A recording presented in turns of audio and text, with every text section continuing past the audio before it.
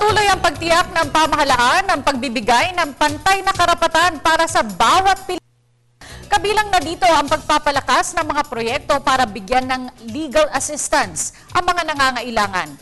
Kung ano na ang nakamit ng Public Assistance Office, alamin natin sa ulat ni Joseph Parafina. Bilang bahagi ng Philippine Development Plan, hangad ng kagawaran ng katarungan na may pagkaloob sa lahat ang hustisya ng pantay-pantay. Kaya naman ang tanggapan ng Public Attorney's Office patuloy na pinalakas sa mga jail visitation sa buong bansa. Sa pinakahuling tala ng PAO, nakapag-assist na sila ng may 6,735,603 client at nahawakan na ng kanilang tanggapan ng may 710,457 na kaso bago natapos ang taong 2012. At sa mga inmates naman, kung kayo walang kasalanan, lumulog lamang kayo sa PAO. May kayo ng tulong ng PAO. At lumalabas din sa kanilang talaan na bawat abogado ng PAO nakapag-assist ng 4,397 na kliyente. Kaya't kulang-kulang na 500 kaso bawat isang abogado ang hinahawakan ng PAO lawyer.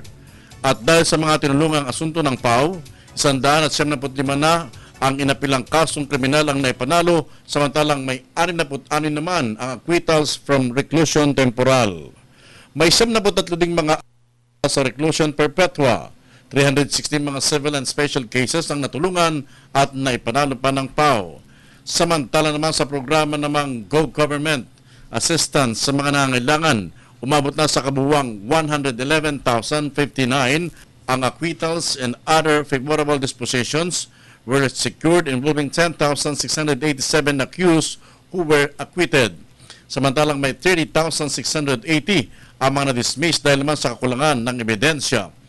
Ayon pa rin po sa record, may 1,147 na kaso ang nag-granted ng motion to quash at may 1,980 granted demurrer to evidence. 30,933 naman ang provisionally dismissed at 20,131 ang nasentensyahan ng mababang kaparusahan lamang. Pagdating naman sa granted probation, may 20,131 inmates, samantalang 2,423 ang lesser award at 3,173 ang na-dismiss based on compromise agreement.